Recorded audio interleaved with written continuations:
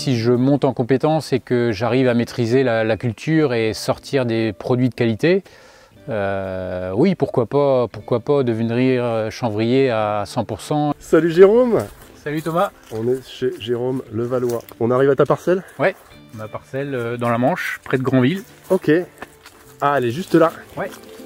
Ah bon, on va voir ça.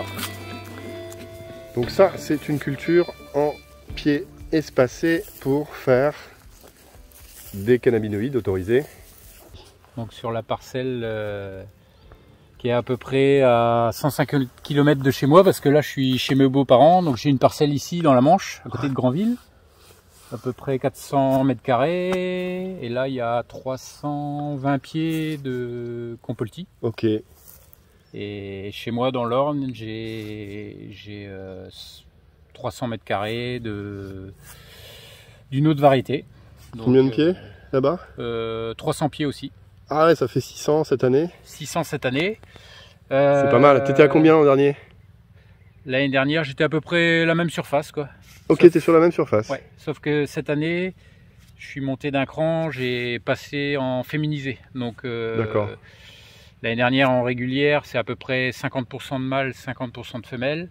Donc on est sur des variétés sans THC ou quasi pas? Oui, voilà. Une variété donc Compolti féminisée à dominance CBD. Ouais. Et chez moi, j'ai une CBG. Même si on est en Normandie, là, ça a bien souffert du sec. Là, on a été pendant 40 jours sans 1 mm d'eau. Ouais. Et là, on a eu un orage il y a 3 jours et ça fait du bien. La plante respire. Et... on sent qu'il y a de l'humidité, même s'il fait chaud là. Ouais. Ouais. Le sol est humide. Tu es chanvrier en train de te professionnaliser? Tout à fait, oui. Ça fait la 2e année que j'ai lancé ma culture de chanvre.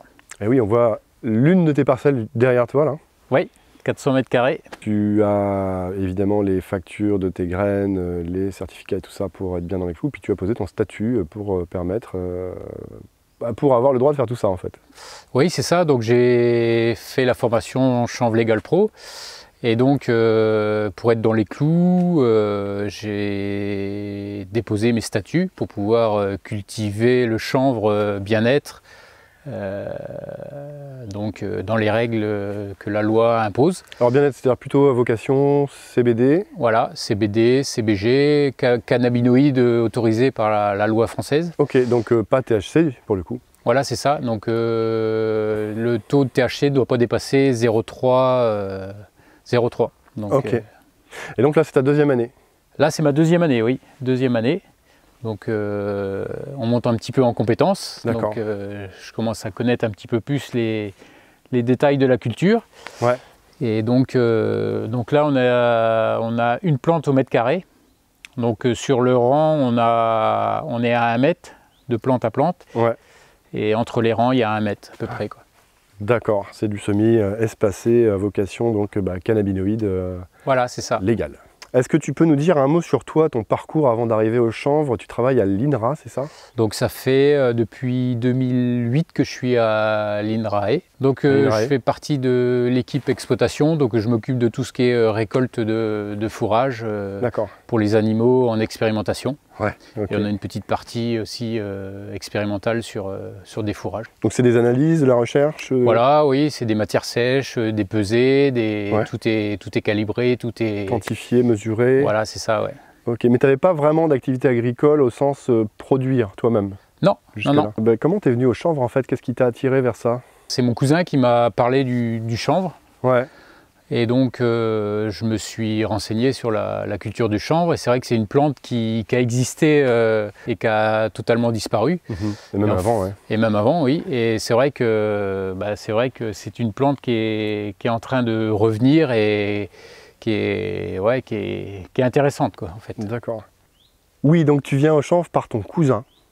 Il m'appelle un soir et il me dit est-ce que tu connais le chanvre? Alors moi, le chanvre, ouais, j'en ai entendu parler pour l'isolation, pour les cordes pour attacher les animaux. Mais à part ça, le chanvre, je connaissais pas plus que ça, quoi. Et alors pourquoi, du coup, qu'est-ce qui se passe entre ça et ta parcelle qui est là, en fait? Qu'est-ce qui s'est passé entre les deux? Et donc, il me parle du CBD.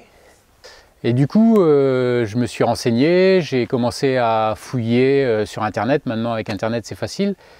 Et donc là, j'ai vu qu'il y avait il y avait quelque chose qui se passait en Europe déjà. Ça faisait quelques années que ça émergeait, et en France, c'était en train d'arriver, quoi.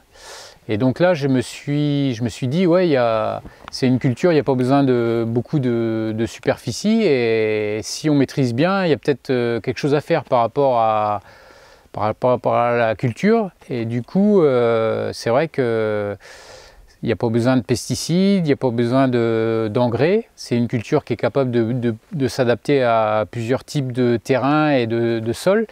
Et je me suis dit, tiens, c'est peut-être intéressant, quoi. D'accord. Ça, c'est un petit peu les aspects écologiques, entre autres, certains en tout cas. Ouais. C'est un truc qui t'a attiré aussi, ça? Ouais, ça m'a attiré, ça m'a interpellé même, parce que je connais pas mal la culture de maïs. Ici en Normandie, il y en a beaucoup, et c'est vrai que faut des engrais, il faut des pesticides. Enfin, et là, le chanvre, c'est vrai qu'il est capable de pousser naturellement. Il y a quand même des techniques à avoir par rapport aux préparations du sol, mais c'est vrai que le chanvre est capable de pousser tout seul, quoi, en fait. Ok. Ton cousin, il a une idée en tête, il veut s'approvisionner qu'en France, c'est ça? Voilà, c'est ça, ouais. Et là, il y a une vraie problématique derrière, parce qu'aujourd'hui, c'est pas facile pour lui, c'est ça? Ouais. En gros, les CBD shops en 2022, même 2021, 2020, ils s'approvisionnaient à l'étranger, Italie, Suisse. En fait, ils inondent le marché français. Et nous, en France, on n'avait pas le droit de produire des variétés intéressantes pour pouvoir les vendre, quoi. Ok.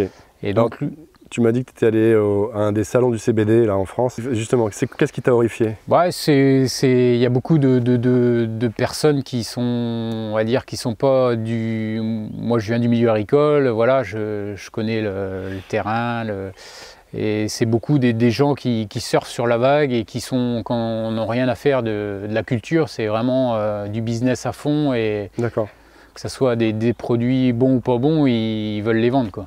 Ok, ils font des millions et tant pis pour l'éthique. Voilà, c'est ça. Ouais, pas pour tout le monde, il ne faut pas non plus généraliser, mais... Non, mais 90%, ouais, c'est... Ouais.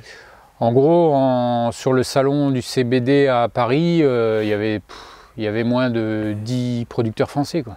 Ok. Donc toi, tu penses qu'il y a un autre modèle possible, en gros?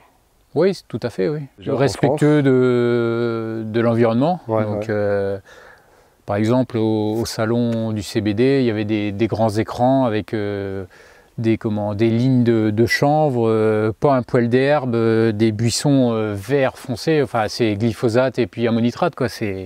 Donc toi, tu penses qu'on peut faire une culture propre en France? Oui, voilà. Sans ajout chimique, comment dire, indésirable? Voilà, ouais, tout à fait. Si on nourrit bien le sol, le sol va nourrir la plante, et la plante va être en bonne santé, quoi. Bientôt, tu vas avoir du chanvre de belle qualité à proposer. J'espère, oui. Ouais. Bon, en tout cas, c'est bien parti. Ouais, c'est bien parti, oui. Qu'est-ce que tu as envie de dire à ceux qui aimeraient se lancer là-dedans, parce qu'il y a un intérêt aujourd'hui un peu partout sur le chanvre, on en parle, qui ne savent pas trop comment faire, qui n'osent pas forcément faire le pas et tout? Donc je leur dirais qu'il faut que, en France, on est en train de créer une filière de qualité avec différents terroirs, en Normandie, dans le sud, enfin partout en France. Mais voilà, il n'y a pas besoin de grandes surfaces. Par contre, ça demande du temps pour... Alors sur les cannabinoïdes en tout cas. Sur les cannabinoïdes. Ouais. Par contre, c'est pas en une année qu'on maîtrise la culture, quoi. Il faut plusieurs années, on apprend de nos échecs, et au fil des années, on corrige le tir, et ça va de mieux en mieux, quoi. Et puis on s'améliore avec le temps. On s'améliore, oui. N'hésitez pas à commenter, à faire tourner, à partager la vidéo autour de vous. Et puis, très bientôt pour une prochaine.